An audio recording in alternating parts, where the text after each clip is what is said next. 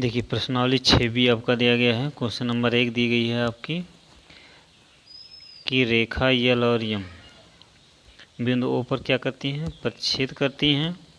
कह रहा है यदि x बराबर 30 अंश तो y z और u का मान ज्ञात कीजिए। अब अगर यहाँ से हम क्वेश्चन की बात करें तो ये आपका इसका फिगर दिया गया है। फिगर इस प्रकार से दिया गया है, यल और यम दो रेखाएं एक दूसरे को ऊपर काट रही हैं और आपका यहाँ से दिया गया ये x, y, z और u। जहाँ से आपको यहाँ से अगर हम बात करें तो यहाँ से आपकी वैल्यू किसकी दी गई है, x की। तो यहाँ से हम लिख सकते हैं कितना, यहाँ से आपका होगा यदि l और यम बिंदु पर प्रतिच्छेद करते हैं तो ये x बराबर z होगा शीर्षाभिमुख कोण से। ये x है और ये z है। शीर्षाभिमुख कोण से क्या हो जाएगा, कोण x बराबर z, तो कोण z की वैल्यू कितनी हो जाएगी 30 अंश, क्योंकि x की वैल्यू कितनी दी गई है 30 अंश दी गई है। फिर अगर हम बात करें कोण u बराबर कोण y, तो शीर्षाभिमुख कोण से ये क्या है, शीर्षाभिमुख कोण से अगर हम यहाँ देखें तो कोण u बराबर कोण y शीर्षाभिमुख कोण से। तो यहाँ से हम आगे बात करें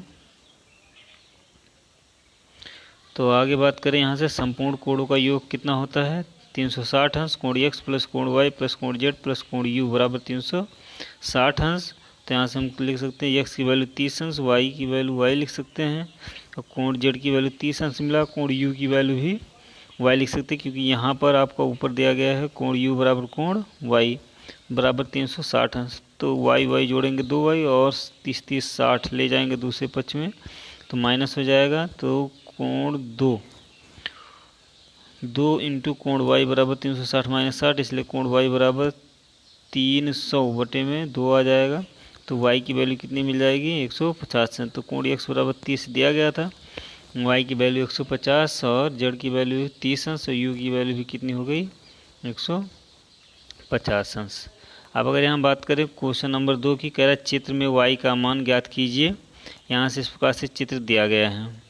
तो यहाँ से आपका 3y 2y 4y दिया गया। तो यहाँ मान ले कोण 1 कोण 2 और कोण 3। तो यहाँ से हम लिख सकते हैं कोण 1 बराबर किसके हो जाएगा 4y के, अर्थात यहाँ से हम कोण 1 की वैल्यू जो लिख सकते हैं, ये कोण 1 और ये कोण 4 ये बराबर हो जाएंगे किस कोण से, शीर्षाभिमुख कोण से। तो यहाँ से हम लिख सकते हैं कोण 1 बराबर 4y मिल जाएगा तो 3y। अगर यहाँ से हम बात करें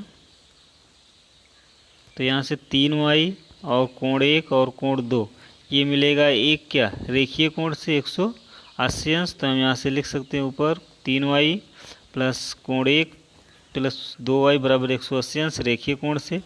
तो 3y कोण 1 की वैल्यू 4y निकला और 2y बराबर 180 अंश, क्योंकि यहाँ से कोण 1 की वैल्यू कितनी है, कोण 1 की वैल्यू है 4y। तो यहाँ से 9y बराबर 180 अंश, क्योंकि सभी को जोड़ेंगे तो y बराबर कितना मिल जाएगा 20 अंश। फिर हम बात करें क्वेश्चन नंबर 3। क्वेश्चन नंबर 3 दिया है एक ही तल में स्थित 3 सरल रेखाएं यल एम और n हैं। कह रहा है कि एक बिंदु O पर प्रतिच्छेद करती हैं तो a माइनस बी बराबर 70 अंश। तो a और b की वैल्यू बताइए। तो इस प्रकार से वैल्यू आपकी दी गई है। तो यहाँ से आपका पहले दिया गया है a माइनस बी बराबर 70 अंश, ये चीज़ आपको दिया गया, इससे मान लेंगे समीकरण नंबर 1। फिर अगर हम यहाँ से बात करें तो ये कोण 1 कोण 20 और कोण b अगर हम मिलाते हैं तो ये मिलेगा आपको कितना अंश 180 अंश रेखीय कोण से।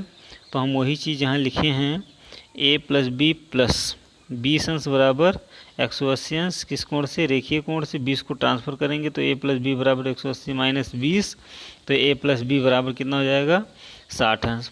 अगर हम यहाँ क्या करें समीकरण 1 और 2 से यहाँ से हल करें तो यहाँ लिखेंगे समीकरण 1 तथा 2 को जोड़ने पर तो a माइनस बी बराबर 20 दिया गया, a प्लस बी बराबर आपको कितना दिया गया है 160 दिया गया है। तो जोड़ने पर b कैंसिल हो जाएंगे, 2a बराबर 180 अंश मिल जाएगा, 60 20 जोड़ेंगे तो a बराबर कितना मिल जाएगा आपका 90 अंश।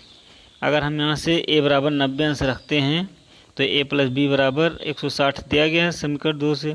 तो b बराबर यहाँ से 160 माइनस 160 से 90 घटाएंगे तो बी बराबर कितना आ जाएगा 70 अंश। कोण ए बराबर 90 अंश और कोण बी बराबर 70 अंश। फिर अगर हम बात करें, कह रहा है कि कोण 4, कह रहा है कि यक्स वाई जेड का मान ज्ञात कीजिए जो इस प्रकार से दिया गया है।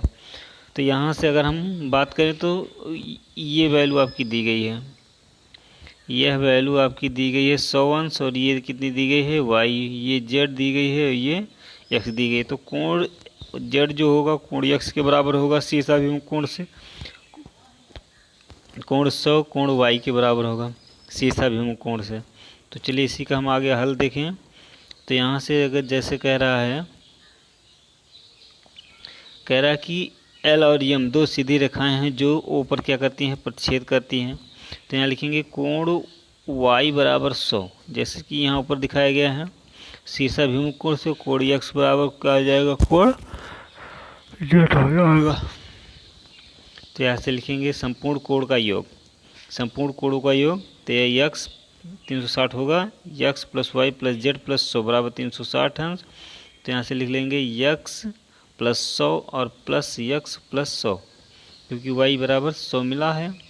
तो यहाँ से जाएगा 2 कोण एक्स बराबर 360 माइनस 200, इसलिए एक्स बराबर 160/2। एक्स की वैल्यू मिल जाएगी कितनी, 80। एक्स बराबर कोण जेड बराबर 80 अंश। तो यहाँ से कोण एक्स की वैल्यू 80, कोण वाई की वैल्यू 100 और कोण जेड की वैल्यू भी कितनी हो जाएगी, 80।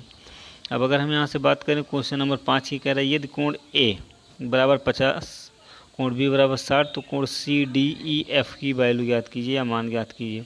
तो जैसा कि चित्र में आपको दिखाया गया इस प्रकार से है, तो हम लिख सकते हैं कोण ए बराबर कोण डी, कोण ए बराबर क्या मिलेगा, कोण डी, ये शीर्षाभिमुख कोण से। कोण सी बराबर कोण एफ और कोण बी बराबर कोण ई, ये सब क्या होंगे, शीर्षाभिमुख कोण होंगे। तो चलिए इसी का आंसर देखें। यहाँ से देखिए कोण ए बराबर कोण डी शीर्षाभिमुख कोण से, कोण बी बराबर कोण ई शीर्षाभिमुख कोण से, कोण सी बराबर कोण एफ।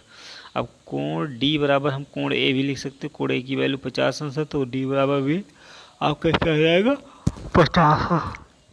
फिर यहाँ से कोण ई बराबर बी भी लिख सकते हैं, बी की वैल्यू आपको पता है 60 अंश, तो यहाँ से लिख सकते हैं कोण ई बराबर कितना हो जाएगा, 60 अंश।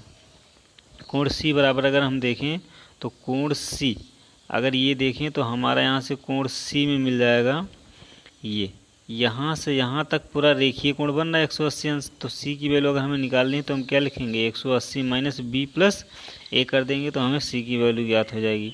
तो वही चीज़ हम यहाँ से निकालेंगे, यहाँ से हम निकालेंगे कोण सी बराबर 180 माइनस कोण ए प्लस कोण बी बराबर 180 माइनस 50 प्लस 60। तो यहाँ से जो है कोण सी बराबर 180 माइनस 110 बराबर 70। तो कोण सी की वैल्यू आपकी मिल जाएगी, कोण सी बराबर एफ है तो कोण एफ की वैल्यू भी मिल जाएगी 70। कोण सी बराबर 70, कोण डी बराबर 50, कोण ई बराबर 60 और कोण एफ बराबर आपका कितना मिल जाएगा, 70। ये आपका क्या हो जाएगा,